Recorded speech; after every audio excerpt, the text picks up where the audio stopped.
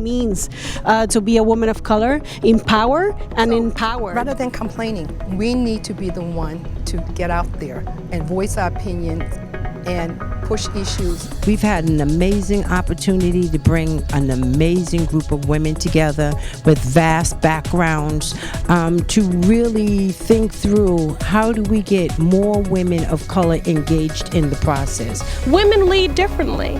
They see the world through a different lens. They have a different life experience. And what's powerful about women in government is that they bring the totality of their life experience, the full breadth of their life experience to whatever it is that they do and apply it. Those of us who worked with the research fellows from the Women's Pipeline for Change were inspired by their leadership, by their experiences, and by their drive to change the face of public leadership in Massachusetts. Hi, I'm Lisa Wong, a four-term mayor of the city of Fitchburg, Massachusetts, and also one of the 2011-2012 Women's Pipeline for Change Fellow at the UMass Boston. The Women's Pipeline for Change is an incredibly transformative organization who works with women of color to provide resources to encourage us to run and to provide support services. A number of things that we're doing is very exciting. We are having 2 programs developed for mentorship, making sure that we engage with young community organizers and put them in the pipeline of power and of change.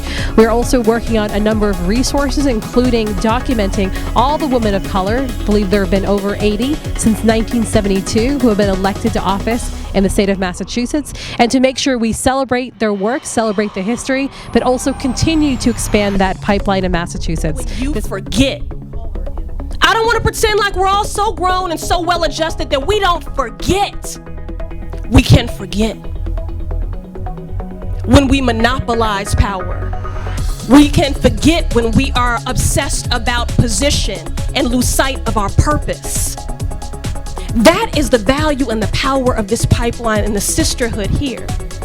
So today we celebrate a woman of power, a woman of purpose, who came through the pipeline and emerged on the other side as a transformative leader. In 2011, I ran for Boston City Council. It was a challenging race on many fronts. There were many instances where I cried and wanted to just give up. But because of the support from Lisa and my fellow pipeline sisters, in particular Joyce Faribault Bowling and the Mass Political Caucus, I hung in there. Lisa, as a sitting mayor, provided me with the knowledge and advice firsthand from the firsthand experience. When I was asked to say something about Lisa, I pondered because there were so many things I could say about her. But the best thing that I could say is that she's a friend. So she's our star. We're going to claim her. Lisa Wong. Thank you.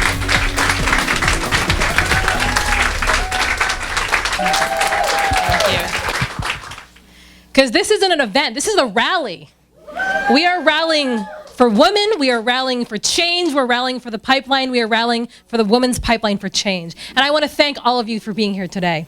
So if you don't know, my name is Lisa Wong, also known to some of you as a Fitchburg mayor currently. And even though, I just have to put this out right away, even though my term ends in January of 2016, I am still in the pipeline. Do not count out future runs for office. I just want to make sure people know that. Because you know how women are, right? We do so many things, and just because we finish one thing doesn't mean that we can't start another or another. And I'm looking at so many people in this room. I have new friends like these 3 here who probably don't even know anything about politics in Massachusetts, but I can see them running one day because they're in a room full of people who really understand how powerful change is. So after I'm done speaking, 3 girls right here, they're prime targets to run wherever they live. I'm just letting you know. Here's one thing that women tend to shy away from, and that is power. So understand that we want to make change, and understand that we work hard, and understand that we can be nice, and understand that we can be mean if we need to, and understand that we can use our voice as loud as we can. But do not shy away from the places of power. And do not exclude yourself from those places of power. That's what the Women's Pipeline for Change is all about.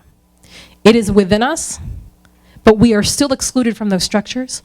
And if the Women's Pipeline for Change has anything to do with this, we're going to put all of you in those places. And to start, we need to start in here. And I will tell you that when I speak to women who want to run, it is this, what's in here, that prevents them. Not money, not all these other things. Those are all very well and good. But I can tell you, when a woman knows what she wants, there is nothing that can stop her. And I know we've heard these statistics that it takes 6 or 10 other women to tell you or to ask you to run.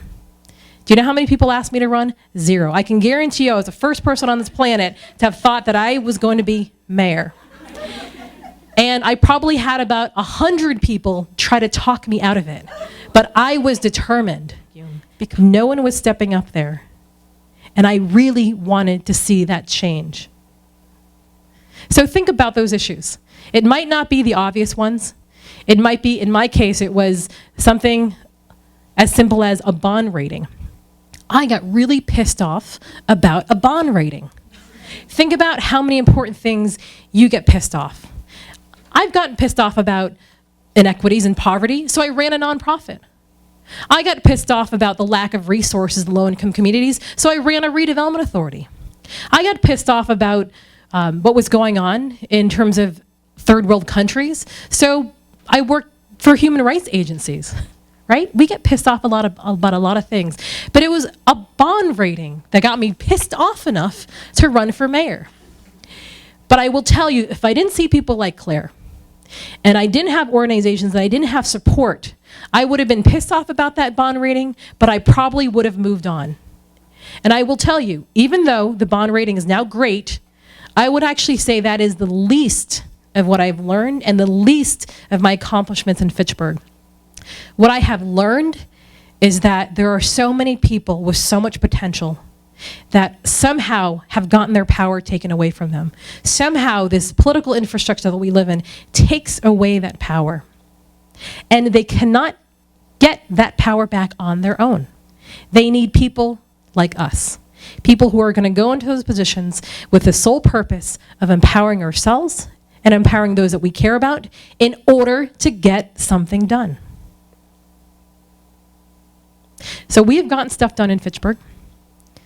And I know my husband's going to get stuff done in Holyoke. And I know that stuff is getting done here in Boston.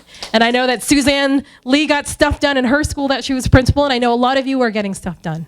But please do not forget how important political power is. Just pick up the paper. Just look around you. Just see all of the things that impact you, the issues that you care about, and understand that the political framework has absolutely something to do with that. So I don't know what I'm going to do in January. I'm really excited for whatever that is.